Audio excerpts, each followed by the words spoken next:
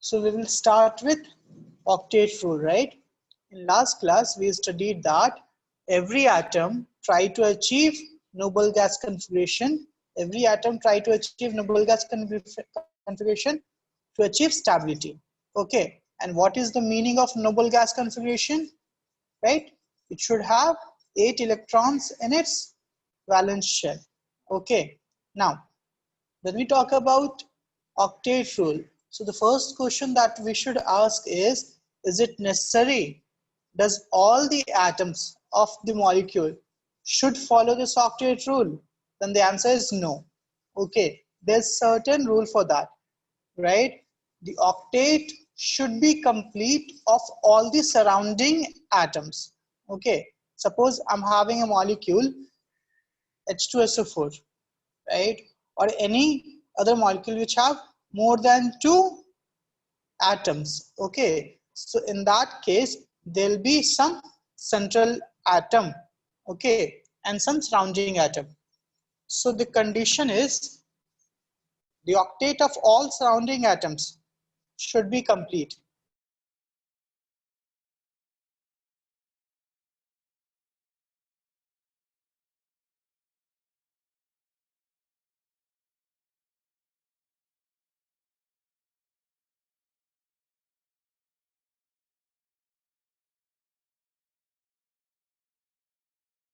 Or may be contracted. Okay, for central atom it may be expanded, it may be contracted, it may be equal to 8. Okay, so I can say that the condition is octet of surrounding atoms should be complete, octet of central atom may be equal to 8, maybe more than 8, maybe less than 8. Okay, right? So because of that, there is either contraction of octet, right? Contraction of octet. So contraction of octet means the configuration of central atom. Okay, the configuration of central atom is less than 8. Okay, right? It's less than 8. So the example is see BF3, BCl3, BCl2. So when you talk about BF3, just see this BF3. Okay, so we have the configuration of B as 1s2, 2s2, 2p1. Okay, now obviously since this B is central atom, so B will be your central atom. Fluorine require 1 electron for its octet, right? So 1 bond with fluorine, 1 bond with fluorine, 1 bond with fluorine.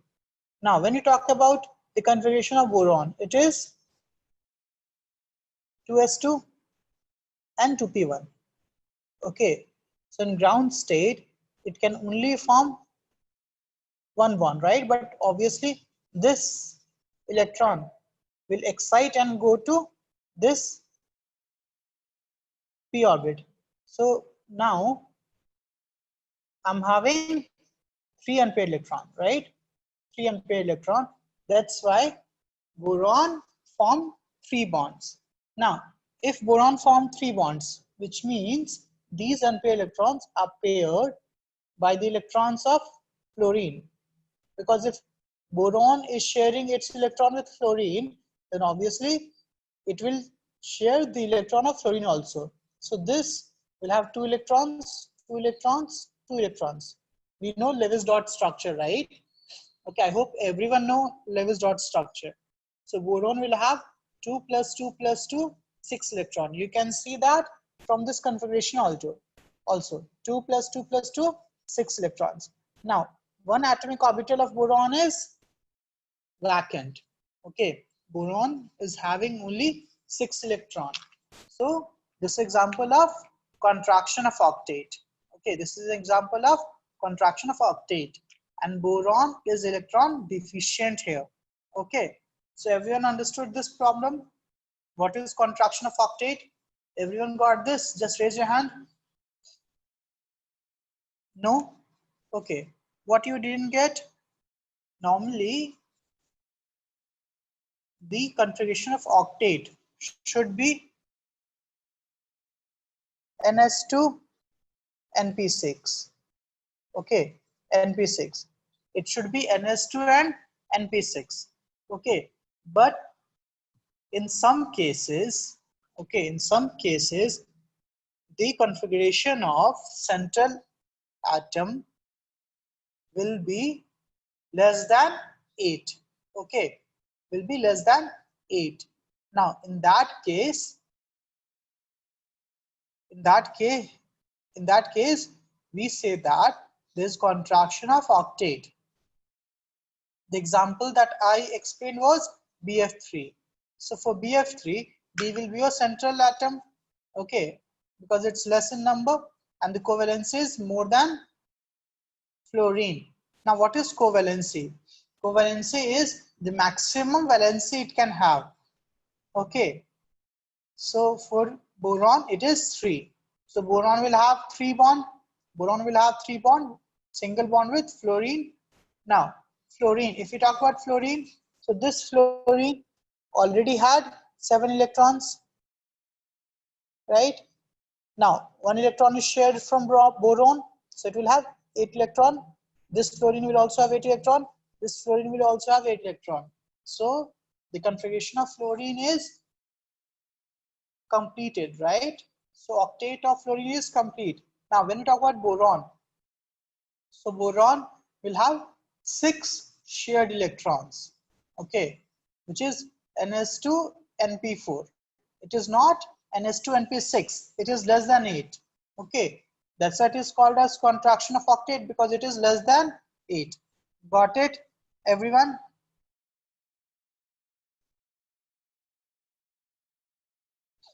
Okay, right, so I guess everyone got this now.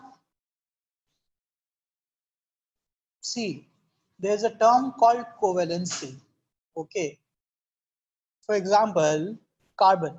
If you talk about carbon, what is the configuration of carbon? What is the configuration of carbon? In covalent bond, many nonmetals, right? Many metals and nonmetals go to its excited state, okay, to form bond. That is called as covalency. For example, when you talk about carbon, configuration is 2s2 2p2, right? So it should have this configuration, right? 2 unpaired electrons. But how many bond carbon form? Tell me how many bond? 4, right? But we have only 2 unpaired electrons. So obviously this 1 electron of S subshell will excite into P subshell, right? So it will become like this.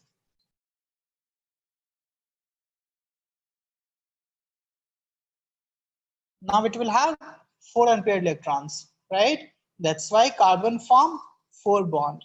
Okay, so the maximum number of bond any atom can form, or maximum number of unpaired electron it can have, is called as covalency. Covalency. Okay.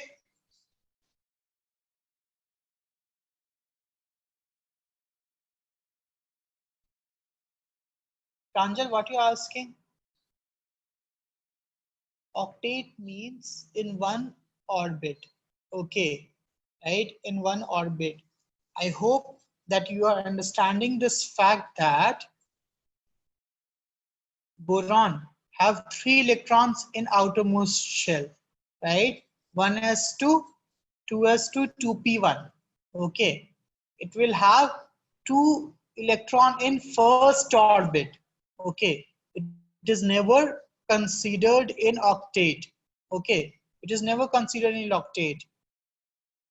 In octet, you won't consider the electrons of lower orbit, na? Right? Obviously, you won't consider that. So how come it will be 6 plus 2? Okay. In outermost orbit, in case of boron, boron have 3 electrons.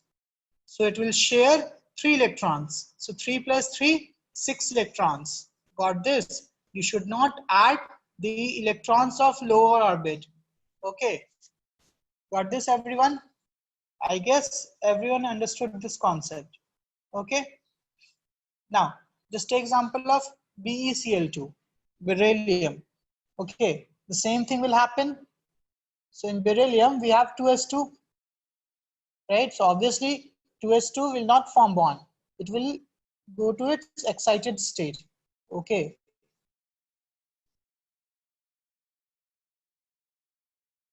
excited state, right? Then it can form two bonds. Okay, so two bonds. So two atomic orbital will be vacant. So obviously there will be 4 electrons in case of beryllium instead of 8. Okay, so it's also example of contraction of octet. Got this? Everyone understood what is contraction of octet? Okay, right? Now, odd electron molecules, so these are some kind of exception in which bond is formed by one electron only. Usually, bond is formed, any bond is formed by two electrons, either sharing or when you talk about covalent bond, right? It is formed by sharing of one electron between each atom, right? Each atom will share one electron of each other. Okay, right? But odd electron bond is basically bond made up of one electron. Means only one electron is shared between two atoms. Now this is exception. Okay, we will study about that when we talk about bond order and all those things. Okay. Now expansion of octet, again, as we studied that if the number of electron shared by this central atom is less than 6, sorry, less than 8, right? Then it is called as contraction of octet. But if it is more than 8, then it is called as expansion of octet. See the structure of SF6. So we just write central atom first, make a bond with surrounding atom such that the octet of surrounding atom should be complete. You should always follow these rules. Okay, you should make bonds such that the octet of surrounding atom should be complete. So fluorine need one electron, so fluorine will have single bond with sulfur, right?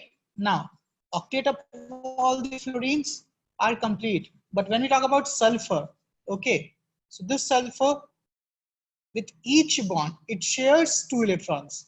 So 2 plus 2 plus 2 plus 2 plus 2 plus 2. Now see how many bonds sulfur has shared, right? How many electrons sulfur have, right, after sharing? So it will have 12 electrons. Okay, it will have 12 electrons, right? So this is an example of expansion of octet. Okay, now your question should be, so how can sulfur will have 12 electrons? It should have 6 unpaired electrons. Now when we talk about configuration of sulfur, right, it will have 3s2 3p4, right?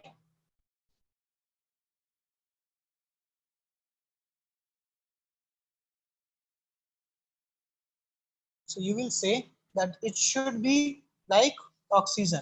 Oxygen form two bonds. So sulfur should also form two bonds, right? But just now I told you the concept of covalency. Okay, now see this.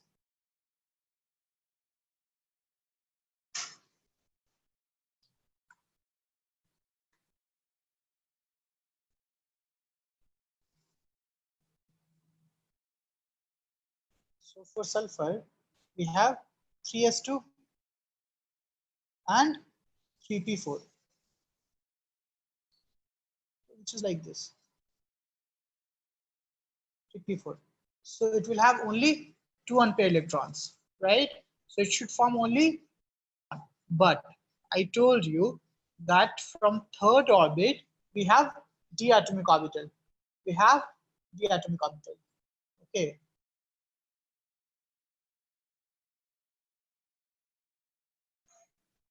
So the paired electrons of P and S can expand, right? So if it's not expanded, the valency is 2. Now if the electron of P will be expanded, right? Suppose this electron goes here, right? So we'll have 3 plus 1, 4 unpaired electrons, right? Now suppose for 3s, if this also goes here, right? So we will have 1 plus 3, 4 plus 2, right? 6 unpaired electrons. So that's why sulfur can have 2 bond, 4 bond, or 6 bonds. Okay, got it? Everyone got this? This is the concept of covalency. Okay, right?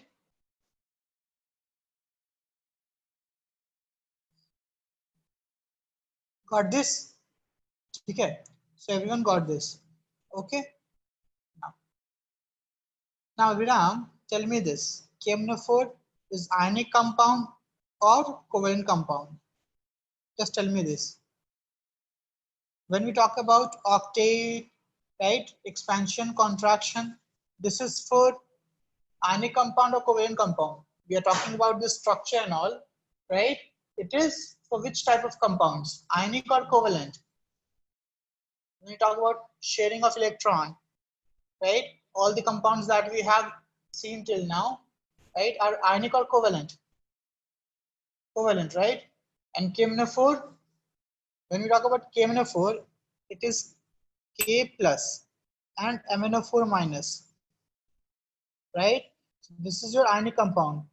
But when you talk about MnO4 minus, now this is your covalent compound. Obviously, we will study the structure of MnO4 minus. MnO4 minus will study the structure of that later, right? We just started. Have patience, have patience. Okay, right? So this is the structure of SF6. In the same way, H2SO4, we have already discussed the structure of H2SO4, right? And HCO4. So, see, this is wrong. This is wrong. It is not HCO4, it is ClHO4. It is ClHO4, right? Or actually, HCl4. Okay, HCl4. Right? So in notes, you should remember this. This is HCl4. Okay. So Cl. This is Cl. Now, valence electron of Cl is 7. Right? Hence, its covalency can be 7. It can have 7 unpaired electrons. So the covalency will be equal to the valence electron. Okay? Got this? Everyone? You got this? Tell me. Okay. So now you know how to form the structure of compounds. Check for the octet of surrounding atoms. So first you have to figure out which will be your surrounding atom and which will be your central atom. So central atom would be that whose number is less and whose covalency is more. Okay. So we'll discuss again the failures octet configuration, right? Normally, when you talk about octet, so noble gas should not form any bond, because the octet is already complete. But we observe that there are some compounds of krypton and xenon, right? Especially xenons. There are many compounds of xenons, which means the compound of inert gas are stable, but according to octet configuration, it should not be stable, right? So this octet rule does not provide the reason for the stability of krypton and xenon. Okay, that's one limitation. Second, again contraction and expansion of octet is not explained by this octet rule. And third, we don't know anything about geometry. Okay, when we talk about geometry, it's the shape and the structure of the molecule. Okay, now draw the structure of these compounds. Just write it down, everyone.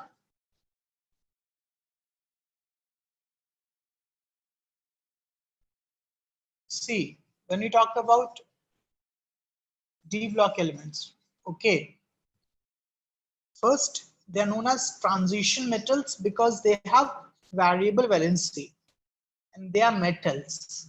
Again, octet rule is usually for covalent compounds, and metal generally form ionic compounds. Concept should be very clear, right? Now metals do form covalent compound, right? But they have mostly expanded octet, okay, right? And when you talk about octet, it should have this configuration, NS2 NP6. This should be filled, that's it, okay.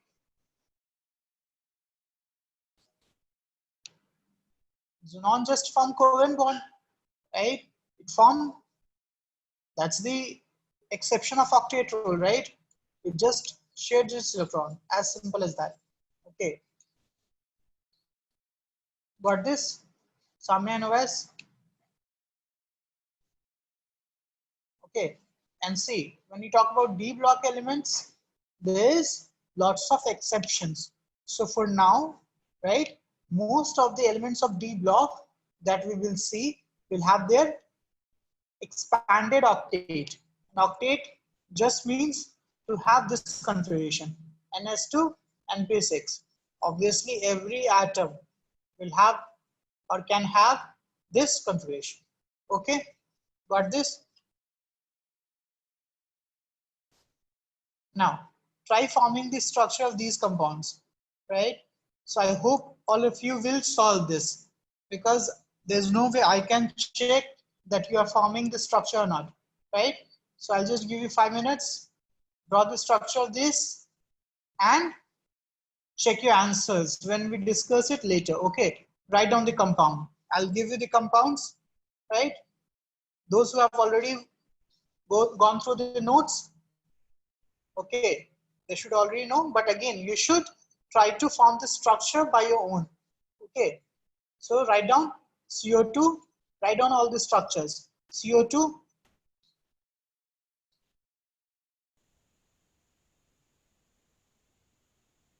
we know that in H2S2O7, the central atoms should be S, so S, right?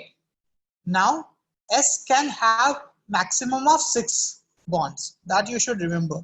S can have maximum of 6 bonds. So form 1-1 bond first. O, O, O, right? Okay. Now, O needs 2 electron, right? To have its octet complete. Okay. So O will have tendency to form double bond, right? Now, if we make double bond here, then we cannot form bond between S and S. So this should not be double bond. Now we are left with hydrogen. And hydrogen, whenever hydrogen and oxygen is there, whenever we have hydrogen, oxygen both, hydrogen is always attached with oxygen, right?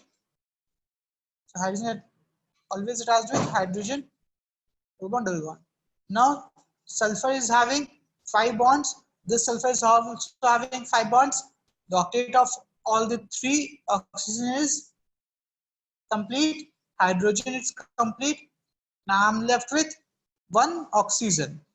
So where should I put my 1 oxygen? You should put in between, right? Now see this structure. This sulfur will have 6 bonds, 2, 1, 1, 2. 6 bond, This sulfur is also having 6 bonds. All the oxygen have 2 bonds and hydrogen having 1 bond, right? So the octet of all the surrounding atom is complete and the octet of sulfur is expanded. Okay, so this is the structure of H2S2O7. Okay, write it down. Write down the structure of H2S2O7.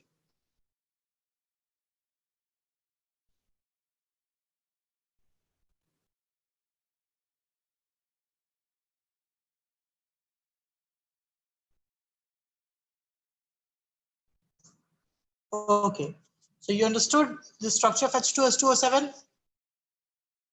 Okay, now we will draw the structure of K2Cr2O7. Just see the structure of K2Cr2O7. Now, again, K2, right? It's a covalent compound. It's 2K plus and Cr2O7 2 minus. Okay, now whenever we have minus, it should be on higher electronegative atom, which is oxygen here. Okay, so just draw Cr. Now, Cr is your D block element. So it have multiple oxidation state, means it can have multiple tendency to form bond. It can have either 2 or 4 or 6, right? So first we will make single bond with oxygen. Now we have Cr2O7 2 minus. So O, O, O.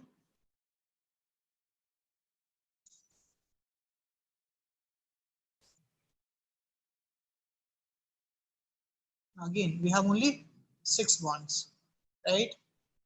Okay, we have only 6 bonds. Now, I'm not saying that this is the right structure. I'm just doing what you would have done. Now tell me, is this right? Because you would have done the same thing considering the structure of H2S2O7, right? This is the exact same thing you would have done. Now, is this right? Tell me.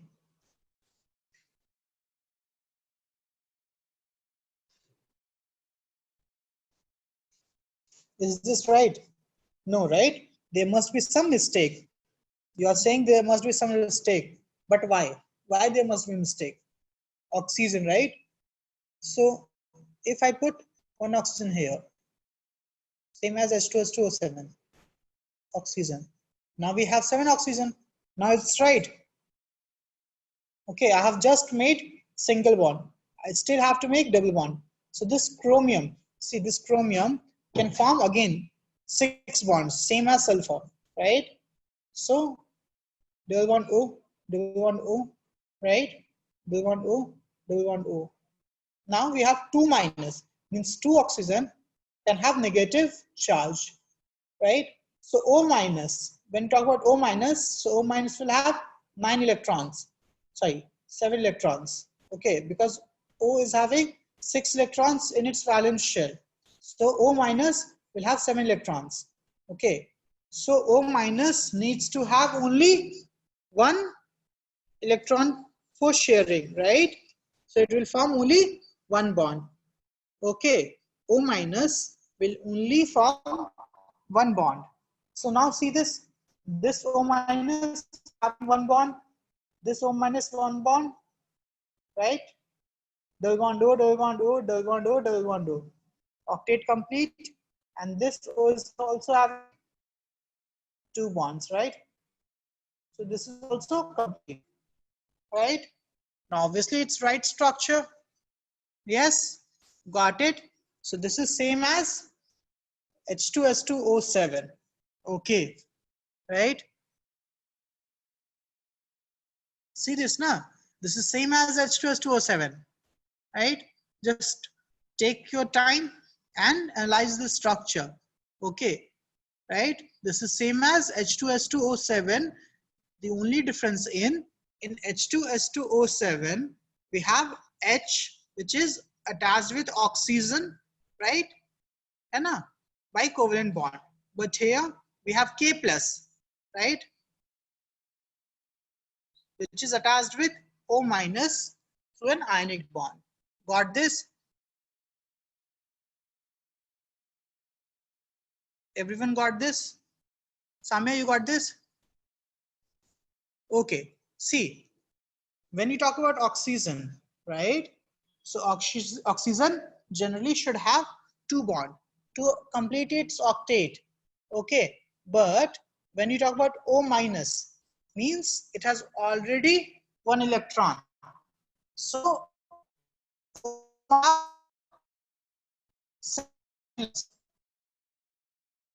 O minus will have 7 electrons. In order to complete its octet, it requires only one electron. Okay, so it will share only one electron, right? That's why O minus will form single bond. Got this? Yeah, my voice was breaking. Okay, just wait for some time. So I'm saying that O minus, right, will have 7 valence electron because negative charge means 1 electron is extra. Okay, so 6 plus 1, 7 electrons. So it will require 1 more electron to have its complete octet. Okay, got this? So that's why O minus will form only one bond. Okay, everyone got this? Samya, Karishma, I've just repeated this. Okay, now next, KMNO4. So KMNO4, all of you can try KMNO4. Just try KMNO4.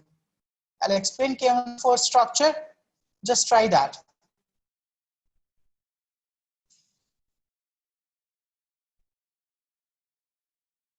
Today we will just study how to draw these structures because it is very important for the next topics. Okay, if we don't know the structure, we cannot form the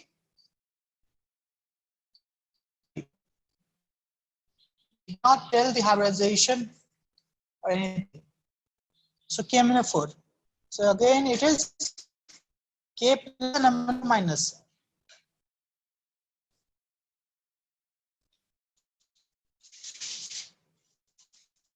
K plus MnO4 minus.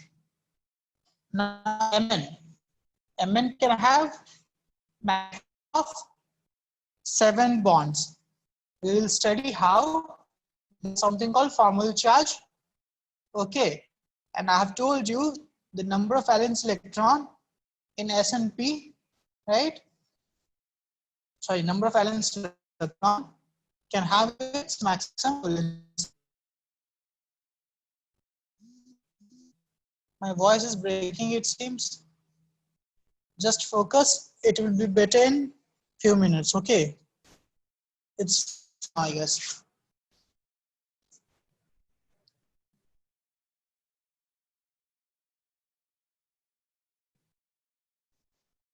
Now see this, Mn. So Mn is your central atom. Just make 1 bond with oxygen. We have 4 oxygen. O, as simple as that.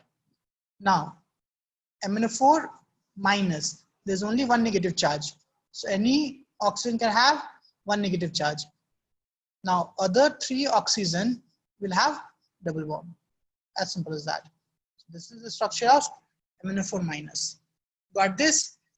Everyone got this? Just raise your hand. If you got this, just raise your hand. Why? Like why?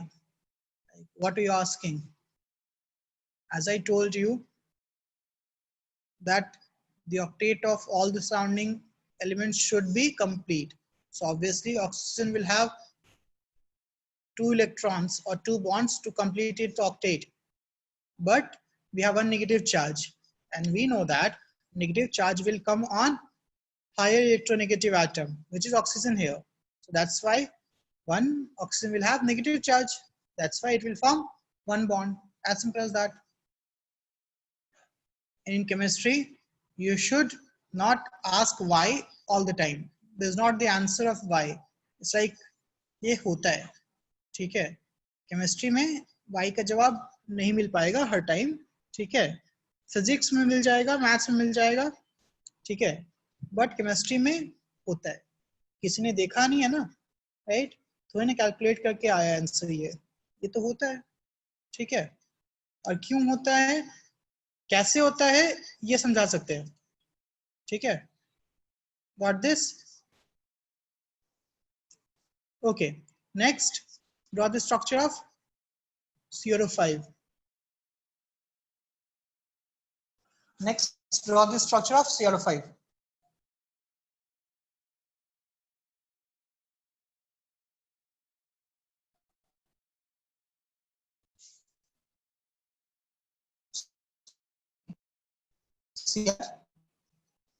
The question should be, sir, how do you form five double bonds with Cr? And Cr can have maximum of 6 electrons.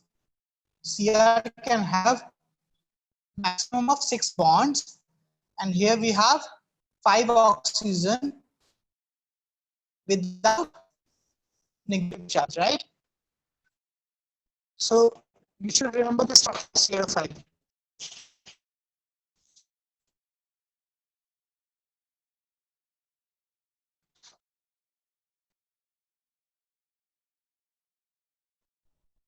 See, in CO5, we have 2 peroxy bonds. Okay. So if 2 O are bonded with each other, okay, it is called as oxy bond. 2 atoms.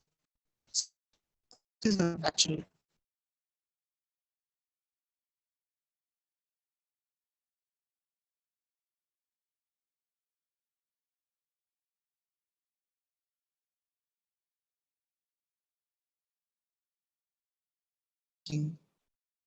That's why I changed the network. Okay, now it should be fine. Yeah. So when 2 oxygen is bonded with each other, okay, then it is called as peroxy bond. Peroxy bond. So in CrO5, we have 2 peroxy bond, right? And this structure is called as butterfly structure. See, 2 peroxy bonds are like wings, and double bond O is like the head of a butterfly. So it is called as butterfly structure. Got this? Just draw the structure of this CrO5 in your notebook.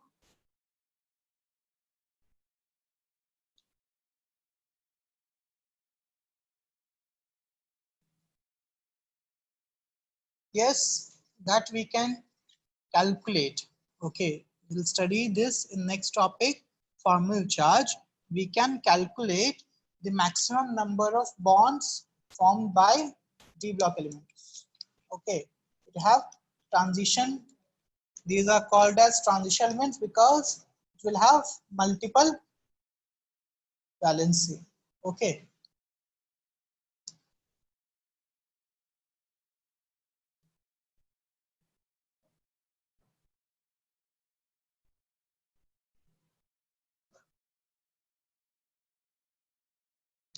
Now draw the structure of NO3 minus.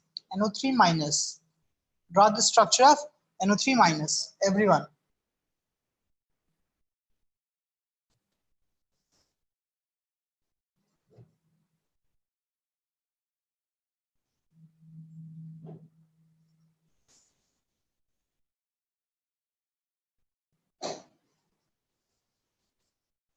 So we will have N, right?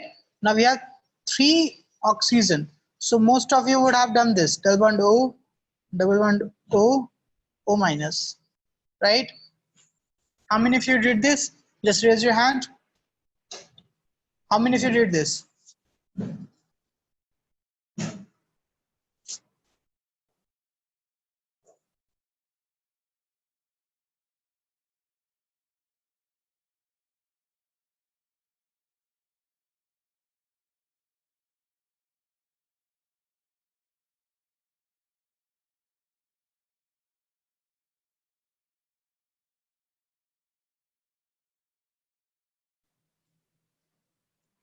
Okay, but those who draw the structure of NO3 minus like this, N doesn't have vacant d atomic orbital.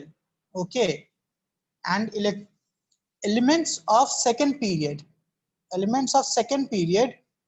do not expand their octet because they don't have vacant d atomic orbital, so they cannot expand, right? Excited state में कहाँ जाएगा? ठीक है? Okay, right? Carbon बस sorry जा सकता है, but after carbon, nitrogen, oxygen, fluorine will not have their excited state because there's no vacant d atomic orbital. That's why nitrogen, oxygen, fluorine, right? These compounds form coordinate bond now. They form coordinate bond, right? So the structure would be this. Nitrogen can form 3 bonds, right? Normally, and one will be your coordinate bond, right? Because oxygen need 2 electron, nitrogen have 1 lone pair, right? So this is the structure of NO3 minus. Just remember this, right? This is not the structure, this is the right structure. Okay, right? Write it down. Okay, got this? Now O3, the same. You have multiple structure of O3. One is chain and one is ring. So chain is this, O double bond O. Now we have one oxygen left, and we have lone pair of oxygen. So this, and the ring would be this. Okay, and this is not stable structure. Okay, so usually this is your stable structure. Okay, I'll try to upload it on YouTube. You just check from there. Okay, because in Google Classroom, I'll put the link in the Google Classroom. Okay, right? But try to attend the class. Okay, so this is the structure of O3. So I hope all of you got the hang of how to draw the structures. Just raise your hand. Right? Now CO.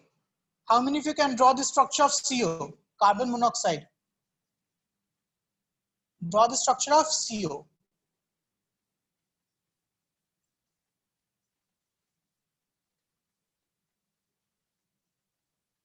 Now when we talk about structure of CO, so we know that oxygen can only form 2 bonds, right?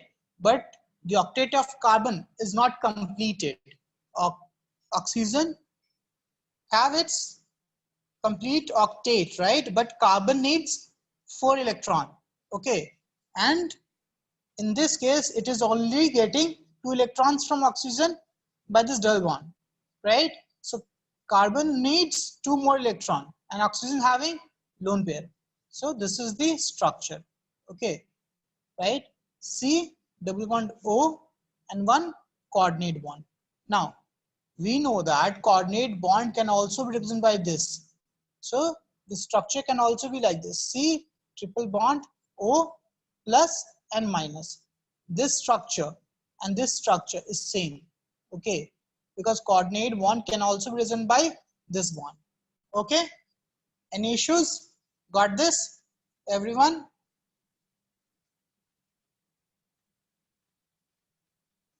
Who said that O is having contracted octet? O have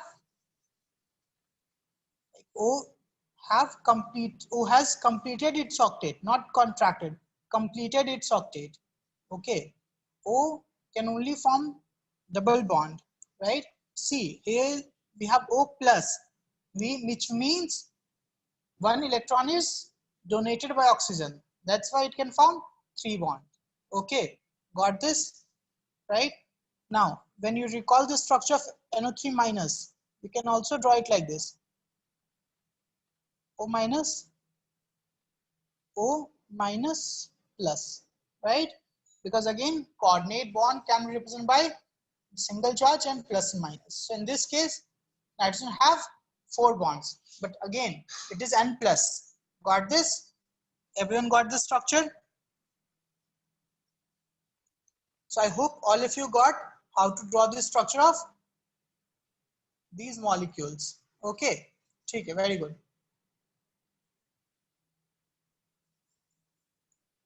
Now see, so these are the structures, right?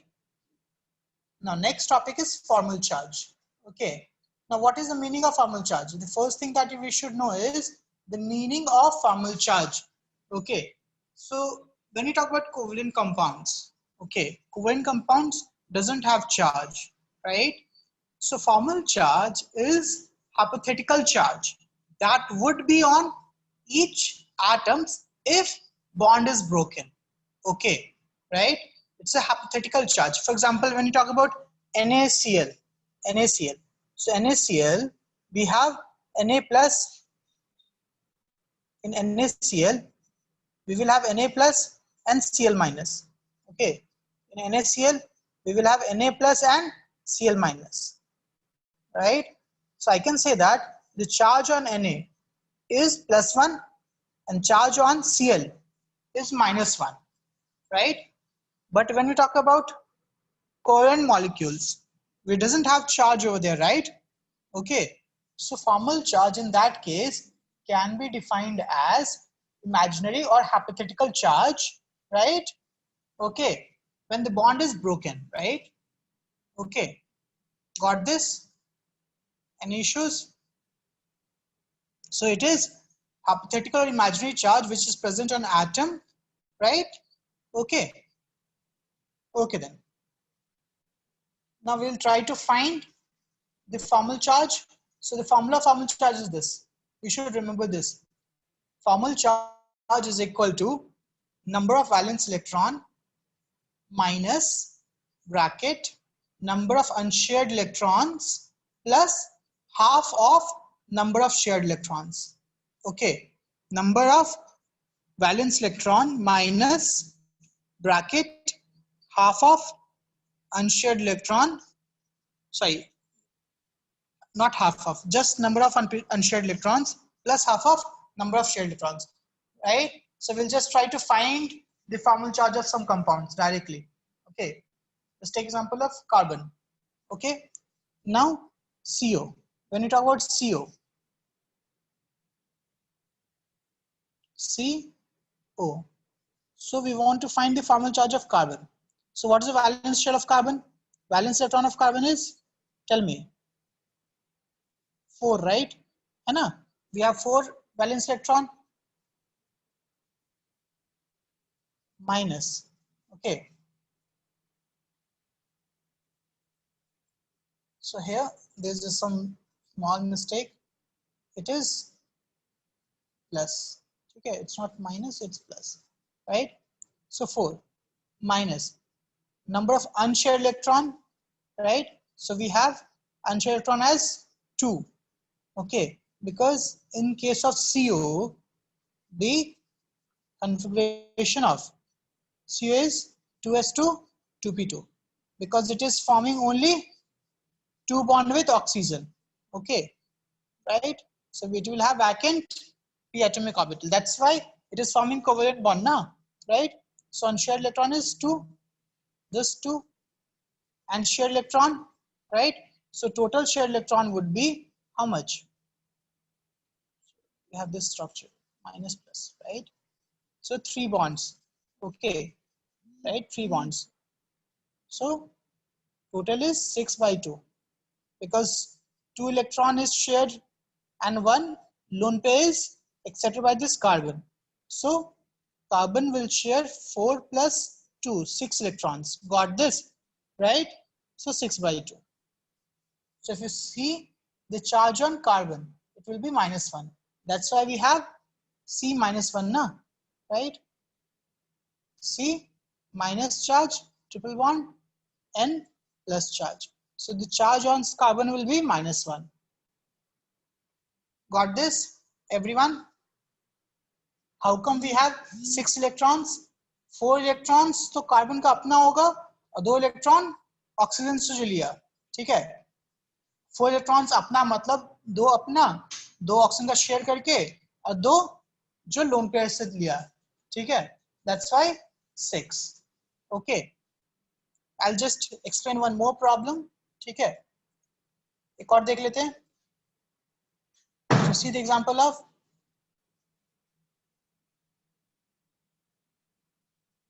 H2SO4. Simple, H2SO4. So S, double bond O, double bond O, OH, OH. Okay, right? Now, you don't have to use the formula always to check the formal charge. यहाँ पे तुम साफ साफ ऐसे देख सकते हो. Now, we know that oxygen, this oxygen, right, is higher electronegative atom. So if we break this bond, negative charge will be on oxygen, positive charge will be on sulfur. I'm just telling you one easier method if you forget this formula. Okay, now this bond, if you break these two bonds, we'll have 2 minus charge on oxygen and 2 plus charge on sulfur because of this bond. Now because of this bond also 2 plus charge. Now because of this bond plus 1 charge, and because of this bond plus 1 charge. If you add all the positive charges on sulfur, we will get plus 6 charge. Okay, so sulfur will have plus 6 charge. Okay, got this? Okay. Now the next concept is valence bond theory. Okay, now we will discuss about the structure again, right, in this valence bond theory. Now what does this valence bond theory say? Okay, what do you get from this name, valence bond theory? Tell me this. It is about formation of bond, right? So whatever we have studied till now, okay, right, how structures form, everything comes under valence bond theory. Okay, so basically it explains that, right, whenever two atoms form a bond, right, it occurs in such a way that they would attain maximum stability. Okay, right, whenever a molecule is formed, whenever a compound is formed, right, it happens in such a way that maximum stability is attained. Okay, that is your valence bond theory. Okay, so see this. This is the energy diagram of any molecule. Suppose we have molecule O2, okay, OO, O. So usually when we have two molecules separate distance d, okay, which is obviously greater than its bond length, right? So when we make this two atom closer to each other, the energy will decrease. Okay, right? As the distance between the atoms decreases, right? Okay, the energy will decrease up to certain extent. Okay, right? Now if you again close this together, right? So suppose your bond length is achieved, right? Okay, now again if you bring them closer, okay, then again the energy will increase. It's just like spring. Now just take the example of spring. Okay, when the spring is expanded, okay, when it comes to its natural position, the energy will decrease. Okay, the energy will decrease. Now when it comes to its natural position, the energy is minimum. Okay, but again when you compress it, again the energy will increase. Okay, so I can say that the spring will be stable. The spring will be stable at its natural position. In the same way, a molecule or a compound will be stable, right, when the energy is minimum, and that energy is called as bond energy. Got this? Everyone got this diagram, right? So I can say that if stability of any compound is more, then the energy will be less. I'm saying that just think about the spring. Okay, bond is just like spring, right? One side one atom, other side other atom, right? If it's contracted, if they are far from each other, okay, there's attractive force, right? Anna, it will try to come closer to each other. Okay, so the energy will decrease, right? As they come closer to each other, the energy will decrease. Now when they reach a certain distance, right, which is its natural length, also known as bond length, then the energy will be minimum and the molecule will be stable, and that energy is called as bond energy. Now again, when you compress the molecule, the bond length will decrease, or distance between the atom will decrease, right? Again the molecule will become unstable, and again the energy will increase. Got this? Everyone got this? Now just think about the spring. Okay, whenever you have any doubt, just think about the spring as a bond. Okay, Samya, you got this? Yes, just tell me, message me if you got this or not. Okay, just imagine a spring now, right? Imagine a spring. When it's expanded, it will try to contract.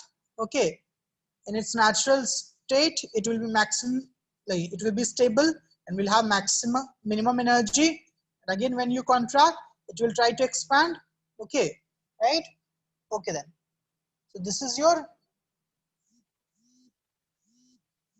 So we know that what is bond energy. So bond energy is the minimum energy required to break a bond or form a bond between atoms.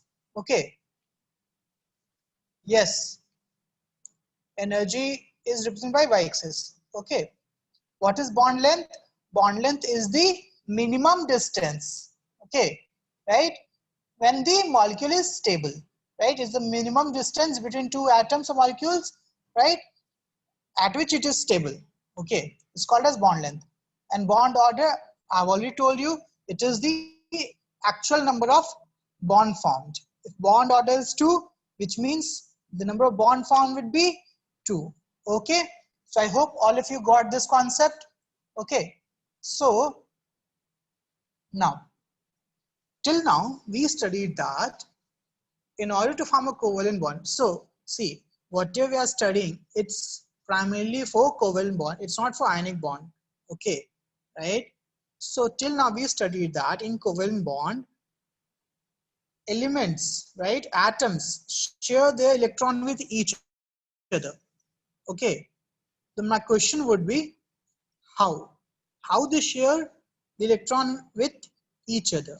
Okay, now the process of sharing of electron, right, is called as overlapping, right? So usually electron exists in atomic orbital and either S or P. So suppose we have two atoms, right?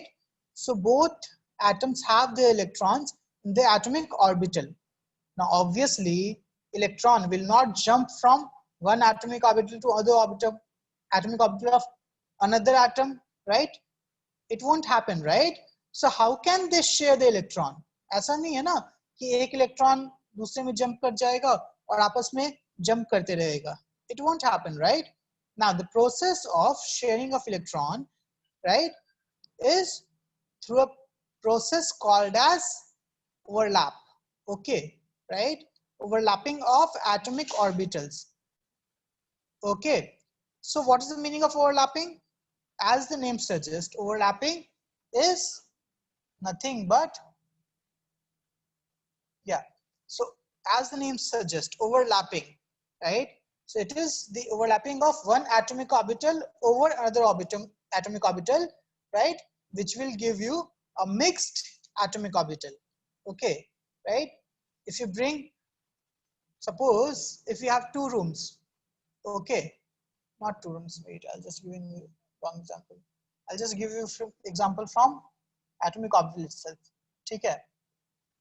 So for now, you have to understand that atomic orbital will overlap with each other to share electrons, right? How they will overlap, we'll study in a separate topic called as overlapping. Why they will overlap, right? Now suppose we have one atomic orbital, one p atomic orbital. Suppose we have one p atomic orbital, okay? One p atomic orbital, right? It has one electron, and the other p atomic orbital, it is also having one electron. So obviously these two will overlap to share one electron of each other, right? So this is half filled, this is half filled. So overlapping will occur if two half filled atomic orbitals are beside each other. Okay. The second case would be either this is vacant, kuch nahi yahan pe, and this is fulfilled, means two electrons hai yahan pe, right? So overlapping can occur if we have two half-filled atomic orbitals, right, adjacent to each other, or one one fulfilled and one vacant atomic orbital beside each other. Okay, got this, right? So I can say that overlapping will occur when we have two partially filled orbitals, right, or one fulfilled and one vacant atomic orbital. Okay. Now see this, right? We have already studied how the covalency, right, is. So what is covalency? It is the number of unpaired electron, maximum number of unpaired electrons that an atom can have.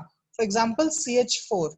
Okay, in CH4, when we talk about the configuration of C, it will have 2s2 2p2, right? So normally it will have two unpaired electrons, right? But after expansion, after one electron of 2s excited and go into p atomic orbital, right? It will have 4 unpaired electrons, so it can form 4 bonds. Okay, right? And same way CO2, same thing will happen. Okay, any issue in that? Okay, okay then. Now we will study the topic called as overlapping. So what is overlapping? It is intermixing, not intermixing actually. It is the mixing of one atomic orbital with other atomic orbital. Okay, right? Now we know that when we talk about bonds, single bond, double bond, okay. So single bond is called as sigma bond. Single bond is called as double bond. Sorry, sigma bond. Single bond is your sigma bond. It's name given. Okay. So if we have a single bond B, then this single bond is always your sigma bond. Naam hai aur kuch nahi hai, sigma bond, right? But if I'm having a double bond B, then one single bond is your sigma bond. Ye sigma bond to rahega hi rahega. And the other bond is called as pi bond. Okay. Now if I'm having a triple bond B, then one bond is sigma bond, and the other two bonds is your pi bond. Got this, right? Now, two atoms cannot have more than 3 bonds. Okay, any two atom cannot have more than 3 bonds. Okay, right? Any issue in that? Sigma bond, pi bond, single bond is your sigma bond, right? And after that, the double bond, triple bond, except one bond, other bonds are your pi bonds. Now we will see how this sigma bond and pi bond is formed. Okay, Now the concept lies in process called overlapping. Now when we talk about overlapping, so basically it is combining of atomic orbitals. Now when two atomic orbitals are combining, it can combine in two ways. Okay, so first is either they can combine head to head, right? Suppose this is having one electron, this is having one electron, and they are combining head to head, right? Okay, or along the same axis. Okay, either they are combining along the same axis or head to head, right? This is called as axial overlapping. When two atomic orbital, right, overlap along the axis, okay, it is called as axial overlapping. Now in order to overlap along the axis, both atomic orbital, right, should have same orientation, है ना? Because same axis है. So it means if the axis of this is x, then the axis of this should also be x. Because if you talk about px, so ये ऐसे होगा, इसका axis x axis है. But when you talk about py, वो ऐसा होगा, ये y axis है, right? So obviously px and py cannot overlap with each other. They cannot overlap with each other. Okay, right? Got this? Anna. So in order to overlap the two atomic orbitals should have same orientation. That's the condition. They should have same orientation. Means px will overlap with px only, py will overlap with py only, right? And pz will overlap with pz only. ठीक है? Orientation same होना चाहिए. Now s का कोई orientation नहीं होता है because s क्या है? Spherical, right? So s can overlap with anything. Okay. So see this. So this is px, है ना? Overlap किया.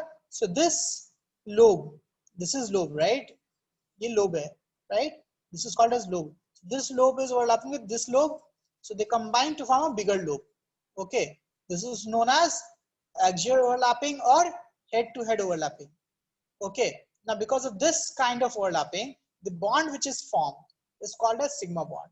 So I can say that head-to-head overlapping or axial overlapping leads to the formation of sigma bond. Right? सबको यहाँ तक समझ में आया? हाथ चालू. सबको समझ में आया? What is sigma bond? What is axial overlapping? Right? See, ध्यान दो. मेरे पास px है. So either they can overlap along the same axis, okay, right? Or we can have, suppose this is py, this is py. So py या तो ऐसे रह सकता है ना, this is also py, sorry, this is also py, this is also py, or it can overlap like this. This is py and this is also py. Okay. Now what is the difference between them? Difference is this. The axis is this, right? This is your axis, right? Py. And this is your intranuclear axis, right? The line joining both the nodes. It's your intranuclear axis, right? Now if you see this,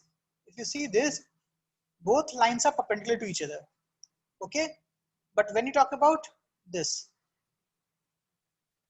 both lines are same. So I can say that if intranuclear axis, right, and normal axis of the atomic orbitals are same, right, then it will have axial overlapping. Now what about this overlapping? This is also kind of overlapping. This will overlap with this will overlap with this, right? And now this kind of overlapping is called as, so this orientation is called as lateral orientation. Orientation. That's why it is called as lateral overlapping. Okay. So the second is lateral overlapping. So in this case, it is perpendicular or lateral to internuclear axis. Okay. Right. The axis is perpendicular or lateral to internuclear axis. So see this. This is the example, right? Intranuclear axis. I'm looking at this. And this, right? So I'm saying that, okay, two same atomic orbital having same orientation can have two types of overlapping if they are overlapping head on, right? Means their axis, their nodal axis and their internuclear axis are same, then they'll have axial overlapping or head on overlapping, and result will be formation of sigma bond. But if nodal axis and intranuclear axis are perpendicular to each other, right? They will have lateral overlapping. This will overlap with this, this will overlap with this, right? Okay, and this will have your overlapped atomic orbital. Okay, this type of overlapping is called as lateral overlapping, and pi bond is formed. Okay, so sigma bond is formed by axial overlapping and pi bond is formed by lateral overlapping. And we know that, what do you think, out of these two, which would be stronger overlapping, sigma or axial or equatorial? What do you think, which would be stronger, axial or lateral? Yes, axial, right? So obviously sigma bond is stronger than pi bond. Okay, oi.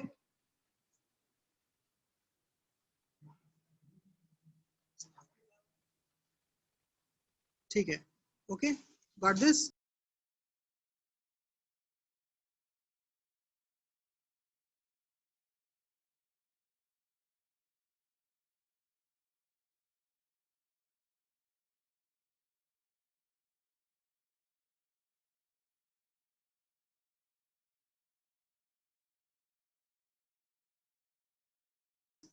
ठीक है, so I guess all of you understood the concept of sigma bond and pi bond. ठीक है, right? So we know that bond energy, right, किसका ज्यादा होगा, sigma bond का कि pi bond का?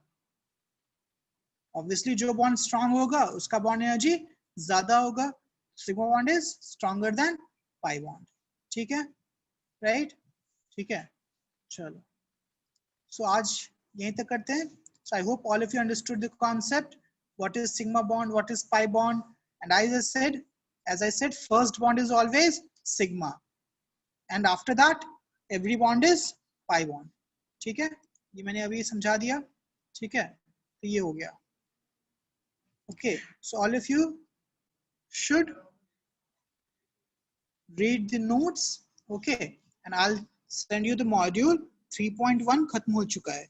So you can just complete 3.1. Okay, now इस chapter में हम लोग order थोड़ा सा आगे पीछे वाला follow करेंगे. ठीक है, so for now just go through the notes because इसमें theory है, इसमें problem ज़्यादा नहीं है. Problem you can solve in half an hour. Okay, so take this time, use this time for revision of previous chapters.